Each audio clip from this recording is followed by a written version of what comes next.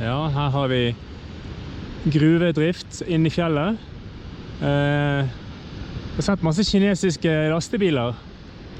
Og jeg skal ikke forundre meg om det er en liten byttehandel her. Litt vei mot litt mineraler.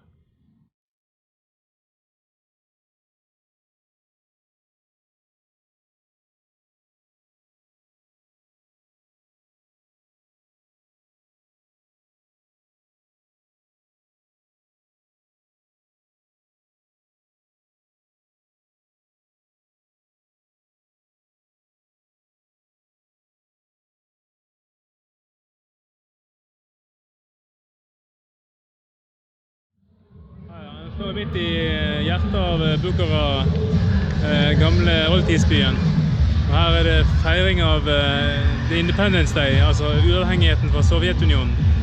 Det er 27 år siden 1991, og i 1991 så ble alle okkuperte land omgjort til selvstendige stater. Dette er jo en merkedag, på lik linje med 17. mai. Kanskje enda mer tydelig skille, kanskje. Veiskille.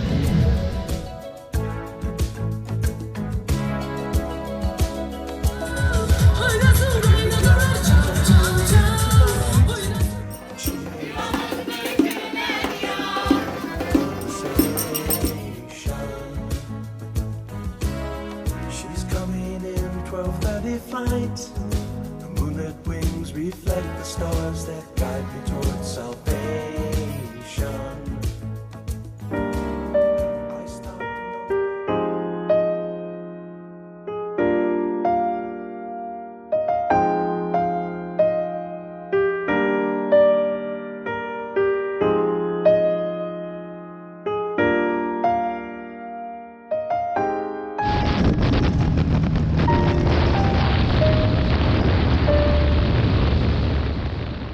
Sikkert 30 mil igjen, og nå har jeg passert siste sving.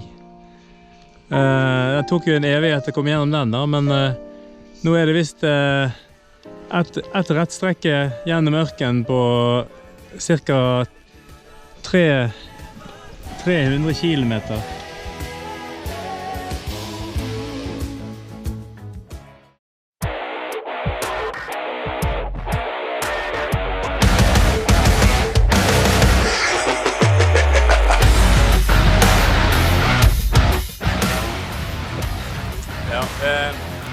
Nå har jeg kommet til Kasakhstan igjen, og nå kan jeg fylle bensin og 95 oktan og betaler vi kort og greier. Jeg har ikke betalt med kort på ukevis. I couldn't get enough feeling it torn apart. So convicted, feeling the pain. I say I've had enough, but still want it all again. I won't deny. I tried to hide it, but it was killing me inside. And now I feel the hope. So if you're able to survive until you find yourself alone, you will begin to realize